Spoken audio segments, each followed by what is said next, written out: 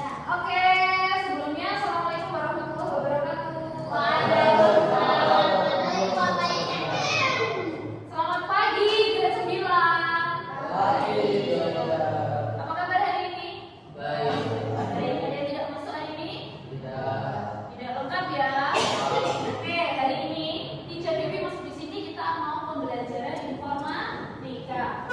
Hari ini kita masuk materi baru ya teman-teman. Namanya adalah berpikir komputasional dan literasi digital. Di materi ini nanti akan ada dua materi lagi. Yang pertama adalah pengelolaan data dan penyusunan instruksi. Yang kedua adalah produksi konten dan diseminasi konten digital. Hari ini Teacher Dewi mau ngambil yang pertama, yaitu pengelolaan data dan penyusunan instruksi. Oke, kita lihat yang pertama. Nah, apa sih kita tujuan pembelajarannya apa? Kita harus belajar yang namanya coding dan kecerdasan artifisial. Tujuan pembelajaran ini yaitu adalah peserta didik menghubungkan pengetahuan tentang konsep dan penerapan berpikir komputasional dalam pengelolaan data. Yang kedua, peserta didik mengidentifikasi, menghitung, dan menyusun dan menyajikan data dengan pendekatan berpikir komputasional. Peserta didik merancang instruksi penerapan instruksi yang terstruktur, ya. Keempat yaitu peserta didik dapat menemukan literasi digital dan peserta didik mendefinisikan, merefleksikan, dan berinovasi konten digital. Kita berarti tujuan pembelajarannya yang kita ambil adalah 3 nomor ke atas, oke?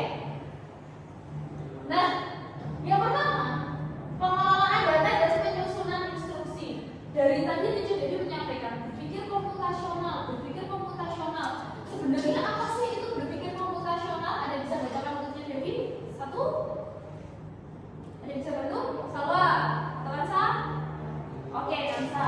Berpikir komputasional adalah cara berpikir untuk memecahkan suatu masalah dengan pendekatan logis dan sistematis. Betul. Jadi hari ini Teacher Dewi akan mengajak teman-teman semua. Kita akan memecahkan sebuah masalah. Kita akan cari solusi bersama dengan dengan logis dan sistematis. Yang pertama, kita mengelola data dalam kehidupan sehari-hari. Berpikir komputasional tadi adalah cara berpikir untuk memecahkan suatu masalah dengan sistematis dan logis. Menurut sifatnya, ternyata pengelolaan data itu ada dua, teman-teman. Yang pertama adalah data kualitatif. Teman-teman pernah dengar? Pernah, betul. Karena kita sudah pernah menyusun karya ilmiah, jadi teman-teman sudah pernah mendengar yang namanya adalah data kualitatif. Jadi data yang dalam bentuk kategori atau atribut. Ada yang tahu maksudnya? Betul. Jadi dia bentuknya seperti kesimpulan-kesimpulan, kalimat seperti itu. Yang kedua adalah dua data kuantitatif, data yang berbentuk bilangan. Ternyata data kuantitatif itu dibagi lagi teman-teman menjadi dua. Yang pertama adalah data diskrit, didapatkan dari operasional matematika atau kita hitung bersama. Yang kedua adalah data kontinu, diperoleh dari hasil mengukur. Ada yang tahu maksudnya dari hasil mengukur? Contohnya kita mengukur apa? Panjang suatu bulan, seperti itu, oke? Nah, aktivitasnya menyelesaikan pengolahan data, menerapkan berpikir komputasional itu ada 3 aspek. Yang pertama di komposisi. Nah, siapa yang membacakan? Nadinka. 1. Komposisi. Proses pemecahan masalah besar menjadi submasalah yang lebih kecil sehingga data lebih mudah dikelola. Betul. Yang kedua, berarti apa artinya? Artinya apa? Kalau kita masalah besar, kemudian kita pecah menjadi kecil, berarti itu diapain? Kita bagi-bagi sesuai dengan kebutuhan, ya. Yang kedua, salah. Pengenalan pola, Menemukan tren data yang dapat memberikan informasi berharga dengan cara mengelompokkan dan klasifikasi data. Jadi polanya seperti apa sih teman-teman? Kalau setiap data itu pasti ada polanya. Tidak mungkin tiba-tiba dia dapat, kita menghitung tiba-tiba dapat 20 dapat dari mana? Itu kan ada pola cara menghitungnya.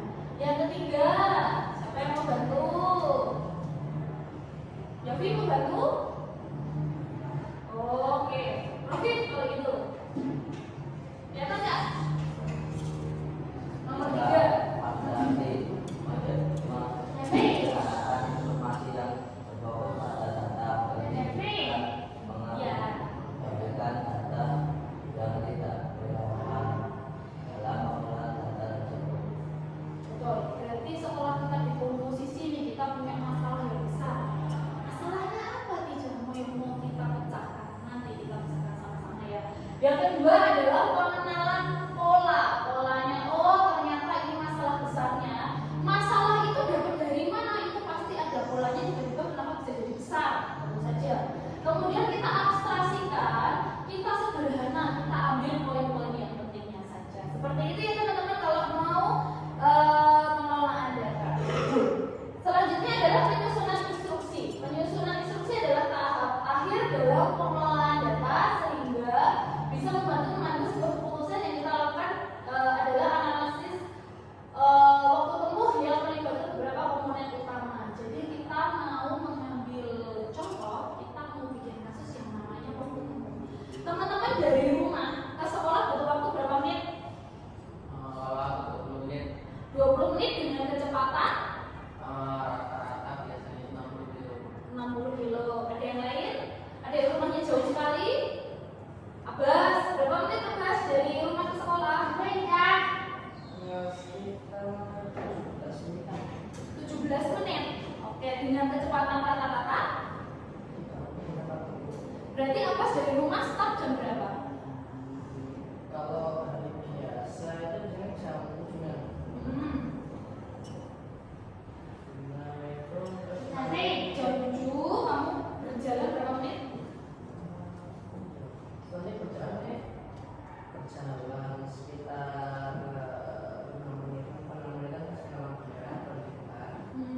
Itu jalan lagi, agak macet toh. Sekitar 8 menitan.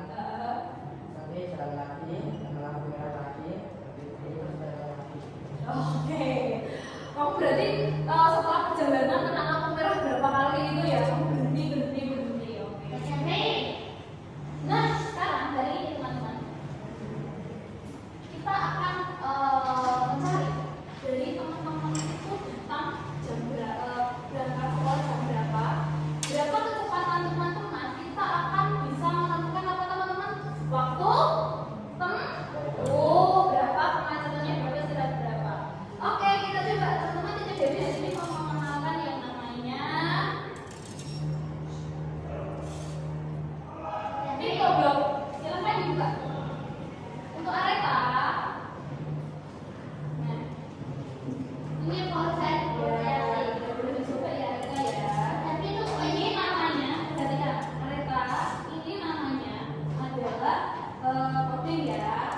Nah, ya lihat jadi punya mainan. Areta yang baik. Tidak jadi punya mainan untuk Areta. Hari ini Areta mau bikin yang namanya, lihat mau gambar yang mana? Pilih dulu. Oh ya, pilih dulu Areta mau yang mana? Mau yang mana? Nah, pilih. Areta boleh pilih. Mau bikin mesin penggiling. Ini instruksinya, silakan Areta ikuti. Yang pertama, cari ini berarti. Ini dan yang ini Areta. Sudah bikin akun semuanya? Oke, silakan kamu bikin akun dulu. Namanya Pictoblog.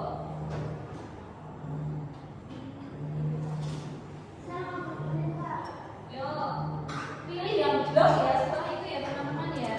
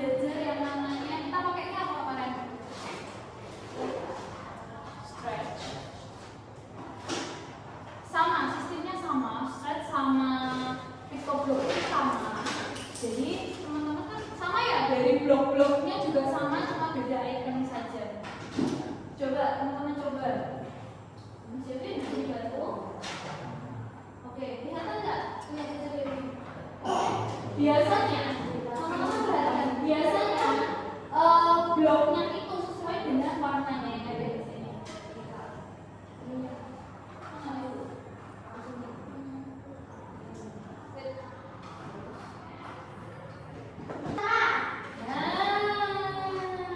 Aduh, tangan Coba juga. lihat di sini di sini punya beberapa warna. Sudah ada kombinasinya di sana. Coba masukkan. Kalau tisu dari warna yang kuning, silakan kuning. Pertama teman-teman kita harus yang pertama apa? Right click. Beda hijau. Sekarang bisa.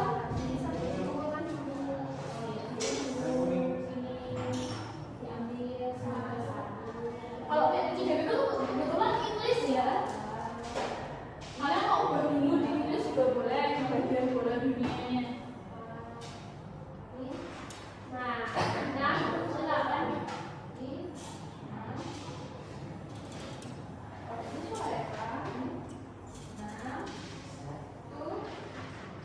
Silakan subir.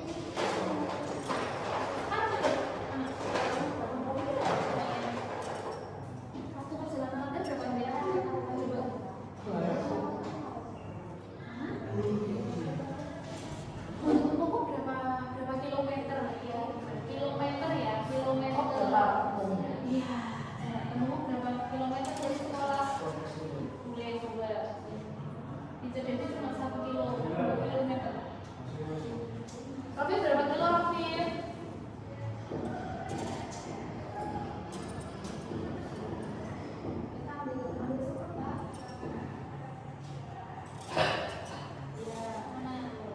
Sudah? Baru Radina ya, baru menemukan Waktu yang mana?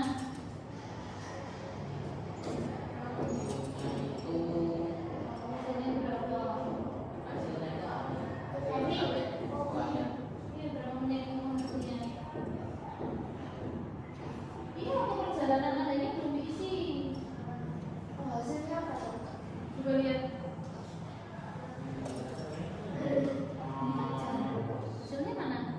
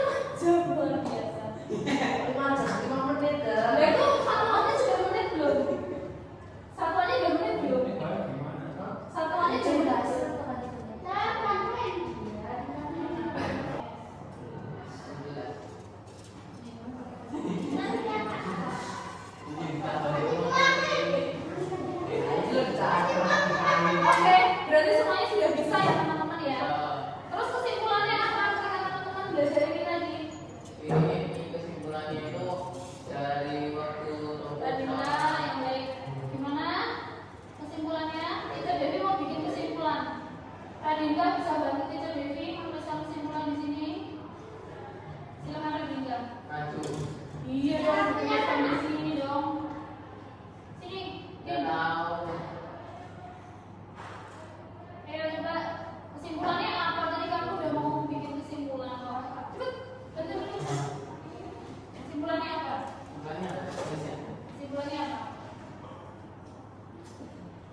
Jadi apa? Itu apa? Jadi kan kamu belajar jadi tentang ininya atau tentang ininya ini tadi kan berhubungan. Berhubungannya apa? Kecerdasan artifisial termasuk ke dalam yang kita pakai tadi. Benar nggak? Ya. Jadi apa? Kesimpulanmu apa? Jadi setelah kamu mendengarkan penjelasan itu Devi, kemudian kamu mengkodingkan. Biasanya kan kita menulis hitungnya secara manual ya teman-teman ya. Sekarang kita bisa menggunakan pengodingan untuk mempermudah kita menghitung jarakmu dan matematika. Seperti itu. Jadi kesimpulannya apa? kesimpulannya yaitu dalam hal ini kita Tulis. Nanti abis ini Kansa ya menuliskan kesimpulan di depan ya. Oke? Mempermudah atau memperlambat atau mempersulit atau memperpanjang waktumu.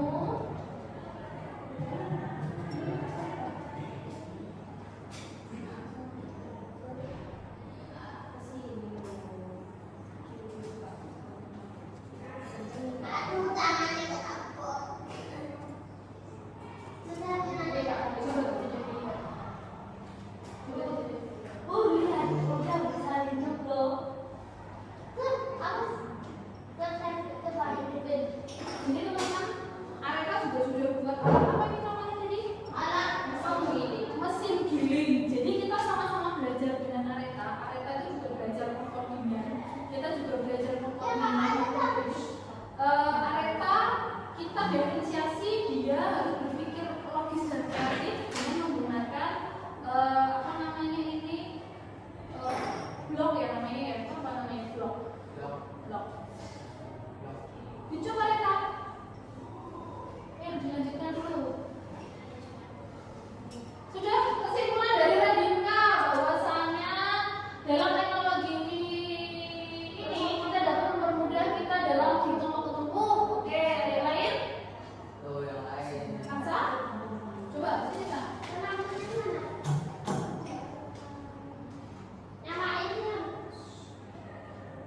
Apa kesimpulan dari Kansa sendiri?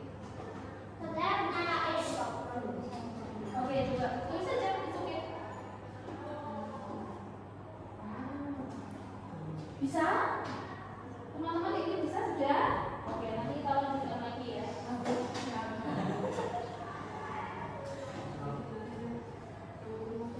Mempermudah untuk memecahkan suatu masalah. Oke? Sudah apa sih nggak bisa?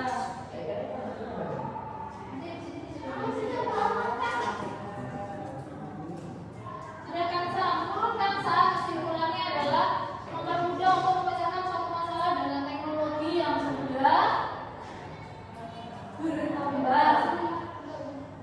Sudah? Oke, thank you. Oke, teman-teman sudah bisa memahami yang jadi maksud. Jadi dengan berpikir komputasional, kita tadi kan kenapa sih teacher kok kita disebut dengan berpikir komputasional? Karena apa? Tadi kita bikin pengkodingan, kita sama-sama memecahkan masalah, kita mau menghitung waktu tempuh. Biasanya yang kita lakukan apa? Menghitung dengan matematika. Bener nggak? Kita hitung nih, ada rumusnya ya biasanya ya teman-teman ya. Jadi dari situ kita ternyata dengan adanya teknologi, terus kemudian apa namanya? Nih. Nah, ini gimana? Kita sudah melakukan yang namanya penyelesaian pengelolaan data. Kita sudah berpikir komputasional. Lebih mempermudah atau lebih mempersulit teman-teman? Mempermudah teman-teman. Bikinlah kita coba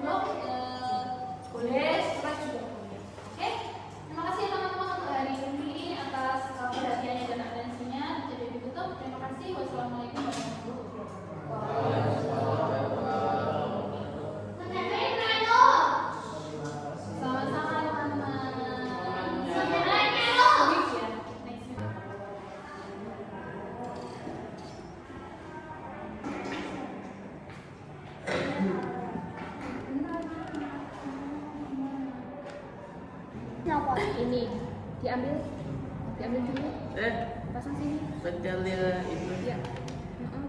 Ambil seperti sini. Tangan dua. Ya. Nih, bukan di situ, di tengah sini. Ambil. Sedapnya gak sampai. Stop, fokus.